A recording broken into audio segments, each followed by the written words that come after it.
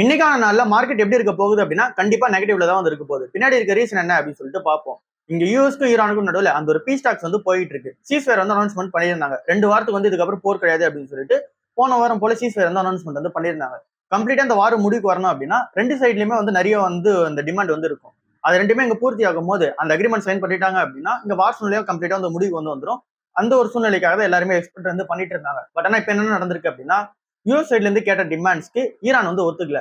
So அதனால இந்த ஒரு பீஸ் டாக்ஸ் வந்து நெகட்டிவா வந்து முடிஞ்சிருக்கு. யூஎஸ் சைட்ல இருந்து என்ன கேட்டிருந்தாங்க அப்படின்னா ஈரான் கண்ட்ரியை வந்து நியூக்ளியர் வெப்பன்ஸ் வந்து டெவலப்மெண்ட் வந்து பண்ணிட்டு இருக்காங்களே அதை கம்ப்ளீட்டா ஸ்டாப் பண்ணணும் அப்படின்னு சொல்லியிருக்காங்க. இதுக்கு ஈரான் வந்து என்ன சொல்லியிருக்காங்க அப்படின்னா இது கம்ப்ளீட்லி அன்ஃபேர் அப்படின்ற மாதிரி வந்து சொல்லியிருக்காங்க. நீங்க கேட்கிற டிமாண்ட் வந்து ரொம்ப அதிகமா வந்து இருக்கு, அதனால அன்ஃபேர் அப்படின்னு சொல்லி முடிச்சிருக்காங்க.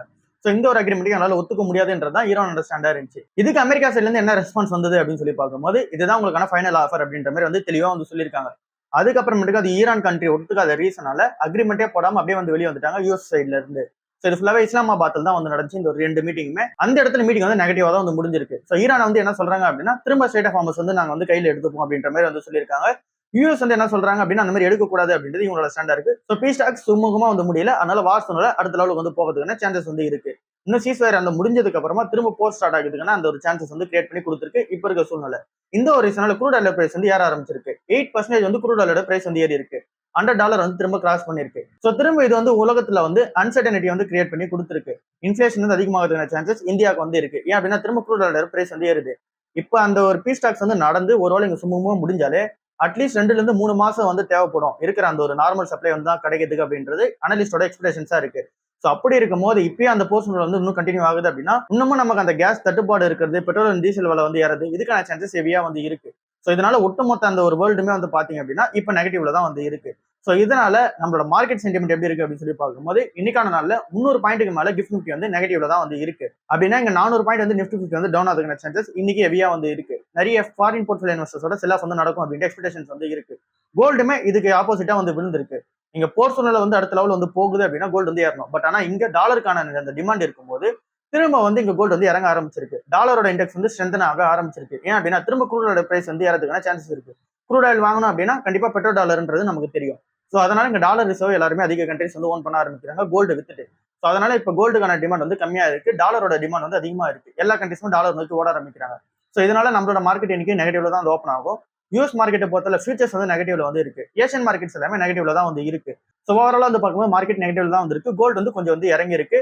ஸோ இன்னைக்கான நாள்ல வந்து பார்க்கும்போது இப்போ வந்து கோல்டோட பிரைஸ் பார்த்தோம் அப்படின்னா 1,50,000 ரூபா பர் 10 கிராம் வந்து இருக்கு 24 கேரட். ஸோ இது வந்து 1.8 லேக் பர் 10 கிராம்ல இருந்து இப்போ 1.5 லேக் பர் 10 கிராம் வந்து குறைஞ்சிருக்கு. ஸோ இங்க வந்து கோல்டோட விலையும் சில்வரோட விலையும் வந்து விழுந்துட்டு தான் வந்து இருக்கு. இப்போ அச்சய தேதி வேற வரப்போகுது. ஸோ இந்த டைம்ல கோல்டு பை பண்றதுக்கான கரெக்டான டைமா இருக்கு. அதுக்கேற்ற மாதிரி கோல்டு வந்து விழுந்திருக்கு. ஸோ ஓவரால் மார்க்கெட்டுமே வீக்கா தான் வந்து இருக்கு. சரி, ஓகே, அடுத்த நியூஸ் வந்து போவோம். ஸோ இந்த ஒரு போர்ஷனோட முடிவு கிடையாத மாதிரி வந்து தெரியல. ஸோ இதனால நம்மளோட மார்க்கெட் வந்து என்ன ஆகும், அப்புறம் கோல்டோட விலை வந்து என்ன ஆகும், அப்புறம் நம்மளோட ருப்பி வந்து என்ன ஆகும் அப்படின்னு சொல்லிட்டு ஒரு ஆர்டிகல்ல போட்டிருக்காங்க. அதுல என்ன சொல்றாங்க அப்படின்னா நிஃப்டி 50 வந்து இப்ப இருக்க சூழ்நிலை ஒர்ஸ்ட் கேஸ் போகாம இந்த போர் அப்படியே கண்டினியூ ஆயிட்டே இருக்கு அப்படின்னா 23,000 இருந்து 25,000 பாயிண்ட் வந்து ட்ரேட் ஆகும்னு சொல்றாங்க. ஒருவேளை அந்த ஒரு போர்ஷன்ல எக்ஸ்ட்ரீம் லெவலுக்கு போயிட்டு க்ரூட் ஆயில் பிரைஸ் வந்து $100 மேலேயே வந்து இருந்துச்சு அப்படின்னா கண்டிப்பா 22,000 பாயிண்ட் வந்து திரும்ப கிராஸ் ஆகும் அப்படின்னு சொல்லி சொல்றாங்க. அதாவது பிரேக் ஆகும் அப்படின்றத வந்து சொல்றாங்க. போர்ஷன்ல ஒரு வேளை வந்து முடிவுக்கு வந்துட்டு $70 இருந்து $80 பர் பேரல் வந்து இருக்கு அப்படி க்ரூட் ஆயில் பிரைஸ் அப்படி இருக்கு அப்படின்னும் போது திரும்ப மார்க்கெட் வந்து 26,000 பாயிண்ட் வந்து கிராஸ் பண்ணும் அப்படின்றத சொல்றாங்க. இது ஃபுல்லா மார்க்கெட்டுக்கு. இப்ப அப்படியே நம்ம ருப்பி டேர்முக்கு வரும்போது இருக்கிற அந்த ஒரு போர்ஷன்ல அப்படியே கண்டினியூ ஆகுது. அந்த ஃபாரின் போர்ட்ஃபோலியோ இன்வெஸ்டர்ஸோட அந்த ஒரு மணி வந்து வெளியே போகுது. நம்ம அதிகமா க்ரூட் பிரைஸ் கொடுத்து வாங்குறோம் அப்படின்னா நம்ம அதிகமா டாலர் கொடுத்து வாங்குறோம் அப்படின்னும் போது நம்மளோட ருப்பி திரும்ப 93 94 வந்து போகும் அப்படின்றத வந்து சொல்றாங்க. கோல்டு பொறுத்தவரையுமே கொஞ்சம் வந்து வீக்கா இருக்கிறதுக்கான சான்சஸ் வந்து இருக்கு. டாலர் ஏன் அப்படின்னா ஸ்ட்ரென்த்தா வந்து இருக்கு. அண்ட் தென் இங்க யூஎஸ்லயே வந்து ரேட் கட் வந்து ஃபர்தரா நடக்காது அப்படின்ற எக்ஸ்பெக்டேஷன்ஸ் வேற இருக்கு. ஸோ அதனால இப்போதைக்கு ஈக்விட்டிஸ்க்கு சரியில்லாத நேரமா தான் இருக்கு, கோல்டுக்குமே சரியில்லாத நேரமா தான் வந்து இருக்கு. இந்த டைம்ல நம்ம அக்குமுலேஷன் ஃபேஸுக்கு போறது பெட்டரா வந்து இருக்கு. டாடா சன்ஸ்ல அந்த லிஸ்ட் பண்ண சொல்லி வந்து பிரச்சனை போயிட்டு இருக்குல்ல, ஸோ அது வந்து இன்னும் ஒர்ஸ்ட் கேஸ்ல வந்து போயிட்டு இருக்கு. அது என்ன அப்படின்னு சொல்லிட்டு பார்ப்போம். டாடா சன்ஸ் எங்க ஆர்பிஐ வந்து லிஸ்ட் பண்ண சொல்லியிருந்தாங்க. இதோட டீடைல் வந்து நம்ம ஃபுல்லா பார்க்கணும் அப்படின்னா சிம்பிளா சொல்லும் போது எங்க ஆர்பிஐ வந்து என்பிஎஃப்சில வந்து நிறைய அந்த ஒரு ரூல்ஸ் வந்து சேஞ்ச் பண்ணிருந்தாங்க. 2022 இந்த சேஞ்சஸ் வந்து நடந்துச்சு. ஸோ அந்த ஒரு சேஞ்சஸ்ல என்ன நடந்திருக்கு அப்படின்னா அப்பர் லேயர் என்பிஎஃப்சி கம்பெனிஸ் வந்து இருப்பாங்கல்ல, ஸோ அந்த ஒரு என்பிஎஃப்சி கம்பெனிஸ்க்கு நிறைய வந்து இங்க ரூல்ஸ் வந்து இங்க வந்து எக்ஸம்ஷன் வந்து கொடுத்துருந்தாங்க. அது எல்லாமே இப்ப ஸ்ட்ரிக்ட் பண்ண ஆரம்பிச்சிட்டாங்க. அதனாலதான் இது லிஸ்ட் பண்ணணும் அப்படின்ற ஒரு டிமாண்ட் வந்து ஏற்படுது. இங்க அப்பர் என்பிஎஃப்சி தான் இங்க டாடா சன்ஸ் வந்து இருக்காங்க. 1 trillion ரூபீஸ்க்கு மேல வந்து அசெட்ஸ் வந்து இருக்கு அப்படின்னும் போது அந்த கம்பெனி ஆட்டோமேட்டிக்கா என்பிஎஃப்சில வந்து வந்துடும், அப்பர் லேயர் என்பிஎஃப்சில வந்து வந்துடும். டாடா சன்ஸ் கிட்ட 1.75 trillion rupees ஆஃப் அசெட்ஸ் வந்து இருக்கு. ஸோ அதனால கண்டிப்பா அவங்க வந்து அந்த கேட்டகரியில் தான் வருவாங்க, அப்பர் என்பிஎஃப்சி கேட்டகரியில் தான் வருவாங்க. அப்படி அந்த அப்பர் என்பிஎஃப்சி கேட்டகரியில வராங்க அப்படின்னா அவங்க கண்டிப்பா ஐபிஎல் வந்து லிஸ்ட் பண்ணப்பட்டிருக்கணும், ஆர்பிஐல மானிட்டர் வந்து பண்ணணும். ஸோ இது இருக்கிற ஸ்டாண்டா வந்து இருக்கு. ஸோ இதனால இந்த அப்பர் என்பிஎஃப்சிலே ஒரே கம்பெனி தான் இப்போ எக்ஸ்டென்ஷன் வந்து இருக்காங்க, லிஸ்ட் பண்ணாம. அது டாடா சன்ஸா வந்து இருக்காங்க. ஸோ இந்த ஒரு டாடா சன்ஸோட பிளான் என்ன அப்படின்னா ஐபிஓ வந்து வரக்கூடாது. ஸோ அதுக்கு ஆர்பிஐ சைட்ல இருந்து இங்க எக்ஸ்டென்ஷன் என்ன கொடுக்கணும், இருக்கிறதே 2 ஆப்ஷன் தான். ஒன்னு ஆர்பிஐ சைட்ல இருந்து எக்ஸ்டென்ஷன் வந்து கொடுக்கணும், இல்ல அப்படின்னா இங்க அன்ரெஜிஸ்டர்டான சிஐசியா வந்து இருக்கலாம், அதாவது கோர் இன்வெஸ்ட்மெண்ட் கம்பெனியா வந்து இருக்கலாம். இந்த கோர் இன்வெஸ்ட்மெண்ட் கம்பெனியா இருக்கிறதுக்கான சான்சஸ் வந்து லெஸ்ஸா இருக்கு. ஸோ அப்படின்னா ஆர்பிஐ தான் வந்து எக்ஸ்டென்ஷன் வந்து கொடுக்கணும், ஸ்பெஷல் எக்ஸ்டென்ஷன்ஸ் வந்து கொடுக்கணும். ஸோ அப்படி கொடுப்பாங்களா அப்படின்னு சொல்லி வெயிட் பண்ணி தான் பார்க்கணும். இது டாடா சன்ஸ் உள்ள அப்டேட்டா இருக்கு. இப்போ இந்த டாடா சன்ஸ்க்கே வந்து டிசிஎஸ் கிட்ட இருந்து மணி வந்து வர மாட்டேங்குது. பினான்சியலே 2025 32,000 கோடி ரூபாய்க்கு மேல இங்க டிவிடன்ஸ் அண்ட் பே அவுட்ஸாவே இங்க டாடா சன்ஸ் வந்து டிசிஎஸ் கம்பெனி வந்து கொடுத்திருந்தாங்க. பட் ஆனா இந்த பினான்சியலே 2026ல 28,000 கோடி ரூபாய் தான் வந்து கொடுத்திருக்காங்க. ஸோ இங்க வந்து இயர் ஆன் இயர் பேசிஸ்ல டாடா சன்ஸ்க்கு டிசிஎஸ் கிட்ட இருந்து வர மணி வந்து இப்போ கம்மி ஆயிட்டே வருது. என்ன ரீசன் அப்படின்னா இங்க டாலர் வேல்யூல இங்க வந்து டிசிஎஸ் கம்பெனி அதிகமான ரெவன்யூ வந்து ஜென்ரேட் பண்றது இல்ல. ஃபர்ஸ்ட் டைம் வந்து டிக்ளைன் ஆக ஆரம்பிச்சிருக்காங்க. இது வந்து டிசிஎஸ் கம்பெனி உள்ள ஒரு பெரிய நெகட்டிவான செட்பேக்கா இருக்கு. ஸோ இதனால இங்க டாடா சன்ஸ்க்கு மணி வந்து வர மாட்டேங்குது. கிட்டத்தட்ட 80% ஆஃப் டாடா சன்ஸ் மணி வந்து ஃப்ரீ கேஷ்ல வந்து ஜென்ரேட் ஆகி வருது, ஃபுல்லாவே டிசிஎஸ் கிட்ட இருந்தா வருது. ஸோ அந்த ஒரு மணியை எடுத்துட்டு போய் தான் டாடா சன்ஸ் வந்து இங்க டாடா டிஜிட்டல், அப்புறம் டாடா ஏர்லைன்ஸ், அந்த நீங்க டாடா செமிகண்டக்டர்ஸ், அந்த டாடா எலக்ட்ரானிக்ஸ் கம்பெனி இருக்குல்ல, இங்கெல்லாம் இன்வெஸ்ட்மெண்ட் வந்து பண்ணுவாங்க. ஸோ இந்த ஒரு இடத்துல இருந்தே, அதாவது டிசிஎஸ் கோர் ரெவன்யூ ஜென்ரேட்டர், அங்க இருந்தே மணி வந்து வராத ரீசனால டாடா சன்ஸ்க்கு இது ஒரு பெரிய நெகட்டிவான செட்பேக்கா தான் வந்திருக்கு. ஸோ இதை எப்படி கவுண்டர் அட்டாக் பண்ணி எடுத்துட்டு வர போறாங்கன்னு சொல்லிட்டு டாடா சன்ஸ் கிட்ட வந்து ஐடியா வந்து இருக்கும். ஏன் அப்படின்னா டிசிஎஸோட ரெவன்யூ வந்து கம்மியாகிறது. ஸோ அந்த ஒரு ஃபோக்கஸ்ல என்ன பண்ண போறாங்க அப்படின்னு சொல்லி வெயிட் பண்ணி தான் பார்க்கணும். இப்ப டிசிஎஸ் கம்பெனியோட சிஓமே என்ன சொல்றாரு அப்படின்னா ஏஐ லிட் தான் ஒரு ஃபோக்கஸிங் வந்து நாங்க மூவ் பண்ண ஆரம்பிச்சிட்டோம். ஸோ அதனால இதுல வந்து பெரிய இஷ்யூஸ் எல்லாம் வந்து இருக்காது அப்படின்ற மாதிரி வந்து சொல்லியிருக்காரு. இப்போ ட்ரெடிஷனல் டிசர்விஸ்க்கு என்ன மாதிரியான அந்த ஒரு ரெவன்யூ வந்து நாங்க மேக் பண்றோமோ, என்ன மாதிரியான பில்டிங் வந்து பண்றோமோ, அதை விட பிரீமியமான பில்டிங் வந்து ஏஐ லைட் சர்வீசஸ் வந்து பண்ண ஆரம்பிச்சிருக்கும் அப்படின்னு சொல்லி சொல்றாரு. அப்படின்னா ஆர்டிஃபிஷியல் இன்டெலிஜென்ஸ் யூஸ் பண்ணி அவங்க வந்து பில்டிங் பண்றாங்களா, அதுவுமே பிரீமியமா தான் இதுக்கு அப்புறம் இருக்க போகுது அப்படின்றத சொல்றாங்க.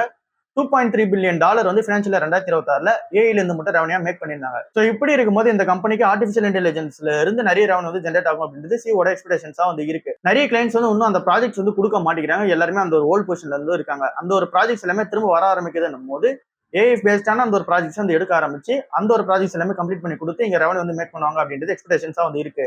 ஸோ இதை தாண்டி டிசிஎஸ் கம்பெனில இன்னொரு அப்டேட் வந்து இருக்கு. அது என்ன அப்படின்னா 25,000 பேரை இந்த ஒரு ஃபினான்ஷியல் 2027 வந்து எடுக்க போதா வந்து சொல்லியிருக்காங்க. இது வந்து ரொம்பவே கம்மியான அமௌண்ட்டா தான் வந்து இருக்கு. ஃபினான்ஷியல் 2026ல 44,000 பேர் வந்து எடுத்தாங்க. பட் ஆனா இந்த ஒரு ஃபினான்ஷியல் 2027ல வெறும் 25,000 பேர் தான் எடுக்க போறோம்னு சொல்லியிருக்காங்க. ஸோ இந்த ஒரு 25,000 பேர் வந்து இப்போ அந்த டிசிஎஸோட அந்த ஒரு எக்ஸாம் நடக்கும்ல, அதுல இருந்து கம்ப்ளீட் பண்ணி வரவங்களே எடுப்பாங்க அப்படின்றது எக்ஸ்பெக்டேஷன்ஸா இருக்கு. ஃபுல்லாவே ஃப்ரெஷர்ஸ் தான் வந்து எடுக்க போறாங்க. ஸோ இது வந்து டிமாண்ட் லிங்கான ஒரு ஹைரிங்கா தான் வந்து இருக்கும் அப்படின்றத சொல்றாங்க. ஸோ இதுக்கு முன்னாடி வரைக்கும் ஃபிக்ஸடா இவ்வளவு பேர் எடுக்கணும் அப்படின்னு சொல்லி ஃப்ரெஷர்ஸ் அதிக பேர் வந்து எடுத்தாங்க. பட் ஆனா இப்போ இருக்க ஸ்டாண்டர்ட் என்னவா இருக்கு அப்படின்னா டிமாண்ட் எப்படி இருக்கோ அதுக்கேற்ற மாதிரி தான் ஆட்கள் வந்து எடுக்க போறாங்க. ஸோ அதனால இப்போ இருக்கிற டிமாண்டுக்கு 25,000 பேர் போதும் அப்படின்றத வந்து சொல்லியிருக்காங்க. ஸோ இதை தாண்டி இங்க ஏஐ லெட்டான அந்த ஒரு ஃபோக்கஸ்ல வந்து படிக்கிற ஸ்டூடெண்ட்ஸ் அதிகமாக வந்து எடுக்க போற பிளான்லயே வந்து இருக்காங்க. ஏற்கனவே இந்த ஒரு டிசிஎஸ் கம்பெனில 12,000 பேர் வேலையை விட்டு அமைச்சிருந்தாங்க. ஃப்ரெஷர்ஸா நிறைய பேர் வந்து எடுக்கிறது இல்லை அப்படின்றது ஒரு குற்றச்சாட்டா இருந்துச்சு. ஸோ திரும்ப வந்து ஆட்கள் வந்து எடுக்க போறதா வந்து சொல்லியிருக்காங்க. இன்னும் டிசிஎஸ் எல்லாம் அந்த லே ஆஃப் சிச்சுவேஷனை பொறுத்தவரை இன்னும் கண்டினியூ ஆகுதுக்கான சான்சஸ் ஹெவியாவே இருக்கு. எதை வச்சு சொல்றோம் அப்படின்னா எங்க ஜாப் செக்யூரிட்டியை பொறுத்தவரை பெர்ஃபார்மன்ஸ் பேஸ்டான அந்த ஒரு ஜாப் செக்யூரிட்டி தான் இருக்கும் அப்படின்றத வந்து சொல்றாங்க. பெர்ஃபார்மன்ஸ் பேஸ்ட் அப்படின்னா இப்போ அந்த கம்பெனியோட டிமாண்ட் வந்து ஒன்று இருக்கும், அதை யாரு பண்றாங்களோ அவங்களுக்கான அந்த ஜாப் செக்யூரிட்டி அதிகமா இருக்கும். அதை பண்ணாதவங்க, அந்த டிமாண்ட் வந்து மீட் பண்ணாதவங்க வந்து கண்டிப்பா அந்த வேலையை விட்டு எடுத்துருவாங்க அப்படின்றத இருக்கிற நியூஸா வந்து இருக்கு. கண்டினியூஸா ரீஸ்ட்ரக்சரிங் வந்து நடக்கும் அப்படின்றத வந்து சொல்லியிருக்காங்க, அந்த ரிஃபார்ம்ஸ் வந்து நடக்கும் அப்படின்றத சொல்லியிருக்காங்க. ஸோ ஓவரால் சென்டிமெண்ட் இப்படிதான் வந்து டிசிஎஸ் பக்கம் வந்து இருக்கு. மோத்திலால் ஓஸ்வால் கம்பெனி வந்து என்ன சொல்றாங்க அப்படின்னா கல்யாண் ஜுவல்லர்ஸ்க்கு பை ரேட்டிங் வந்து வச்சிருக்காங்க. ₹550 வரைக்கும் போகும் அப்படின்றத பை ரேட்டிங்கா வச்சிருக்காங்க. 31% இங்கிருந்து அப்சைடு வந்து போகும் அப்படின்றத வந்து சொல்லியிருக்காங்க. பினான்சியல் 2028ல இந்த கம்பெனியோட பிரைஸ் ஏர்னிங்ஸ் வந்து இப்ப இருக்கிற 33ல இருந்து 21 வந்து குறையும் அப்படின்றத சொல்றாங்க. ஏன் அப்படின்னா ஏர்னிங்ஸ் வந்து ரிகவரி ஆக ஆரம்பிக்கும், ஏர்னிங்ஸ் வந்து இன்னும் அடுத்த லெவல் வந்து போகும். அதனால வந்து இங்க பிரைஸ் ஏர்னிங்ஸ் வந்து இங்க கம்மியாக ஆரம்பிக்கும் அப்படின்றது சொல்றாங்க. அப்படின்னா ஏர்னிங்ஸ் பர் ஷேர் வந்து அதிகமாகும், அதனால பிரைஸ் ஏர்னிங்ஸ் வந்து கம்மியாகும்ன்றத சொல்றாங்க. இப்ப இருக்க 33க்கு அதிகமா இருக்க மாதிரி இருக்கா, ஸோ அதிகமான ஏர்னிங்ஸ் வந்து ஜென்ரேட் பண்ணும்போது பிரைஸ் ஏர்னிங்ஸ் வந்து கம்மியாக ஆரம்பிக்கும். இது வந்து நடக்கும் அப்படின்றது வந்து சொல்லியிருக்காங்க.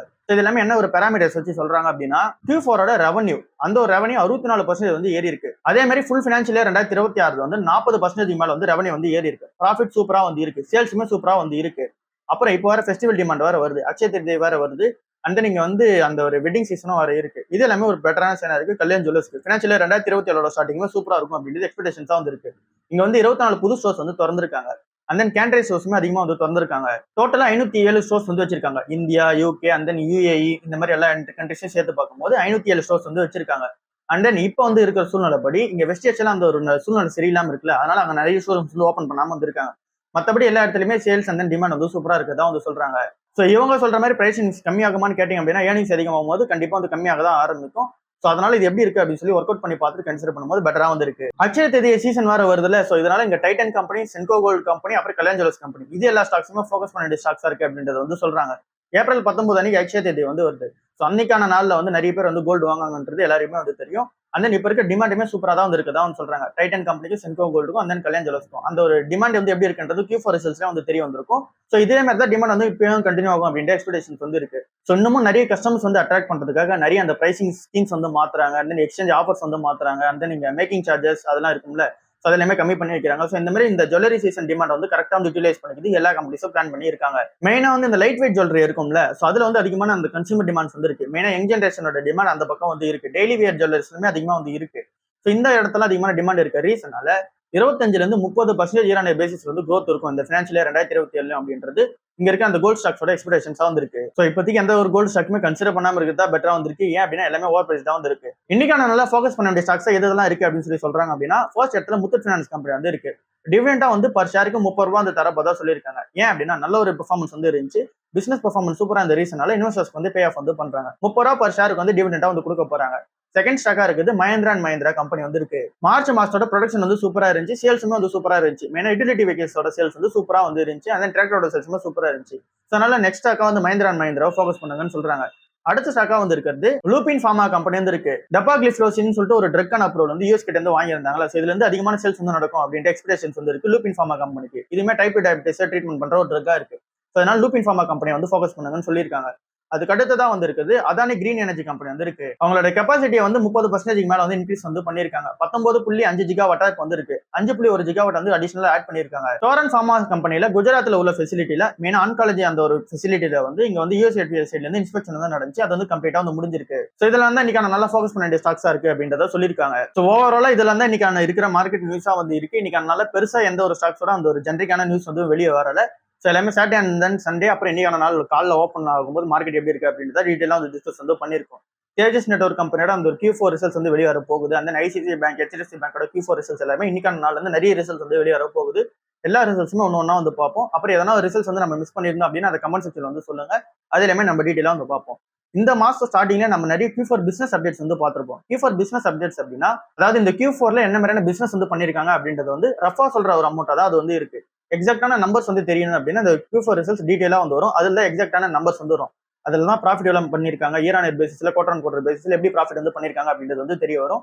ஸோ அதனால அந்த ஒரு ரிசல்ட் தான் நம்ம வந்து நோட் பண்ணி பார்க்கணும். ஸோ எல்லா ஒரு Q4 ரிசல்ட்ஸுமே நம்ம வந்து படிக்க ஆரம்பிப்போம். என்னென்ன ஷேர்ஸ் நீங்க வச்சிருக்கீங்களோ எல்லாத்தோட Q4 ரிசல்ட்ஸுமே வந்து பாருங்க. ஸோ அப்பதான் உங்களுக்கு வந்து அந்த ஒரு கம்பெனி என்ன பண்றாங்கன்றது தெரிய வரும். ஸோ நம்ம எதனா ஒரு கம்பெனி மிஸ் பண்ணோம் அப்படின்னா அதே கமெண்ட் செக்ஷன் வந்து சொல்லுங்க. எல்லா கம்பெனியோட Q4 ரிசல்ட்ஸ் வந்து நம்ம வந்து பார்க்க ஆரம்பிப்போம். ஸோ இப்போ இருக்கிற டைம்லயுமே TCS கம்பெனி வந்து கன்சிடர் பண்ற ஸ்டேஜில் தான் வந்து இருக்கு. இதை பத்தி நம்ம டீட்டெயிலா சாட்டர்டே அன்னைக்கான வீடியோல வந்து டிஸ்கஸ் வந்து பண்ணிருப்போம். அதை பார்க்காதவங்க வந்து செக் அவுட் வந்து பண்ணி பாருங்க. ஏன் நம்ம TCS கம்பெனி வந்து கன்சிடர் பண்ணோம், என்ன பேராமீட்டர்ஸ்னால நம்ம வந்து கன்சிடர் பண்ணோம், ஏன் இப்போ வந்து கீழே விழுந்திருக்கு அப்படின்ற எல்லா டீட்டெயிலும் வந்து பார்த்துருப்போம். ஸோ இன்னைக்கான நிலைமை TCS கம்பெனி அதிகமான நியூஸ் வந்து வந்திருக்கு. அதை கன்சிடர் பண்ணும்போது பெட்டரா தான் வந்து இருக்கு. ஸோ நிறைய அனலிஸ்ட் வந்து இன்னும் சொல்றது லைக் வந்து மோத்திலால் ஓசோலா இருக்கட்டும், இல்ல அப்படின்னா மார்கன் ஸ்டான்லியா வந்து இருக்கட்டும், எல்லாருமே வந்து சொல்றது நம்ம ஊர் புரோக்கரேஜஸா இருக்கட்டும், இல்ல அப்படின்னா குளோபல் புரோக்கரேஜஸா இருக்கட்டும், எல்லாருமே இந்த டைம்ல வந்து TCS கம்பெனியா பை மோட்ல தான் வந்து பாக்குறாங்க. நம்மளுமே கன்சிடர் பண்ற ஸ்டேஜ்லயே வந்து பார்ப்போம். ஸோ இதுதான் இன்னைக்கான ஓவரால் வீடியோ. அடுத்த வீடியோவில் சந்திப்போம். பாய்.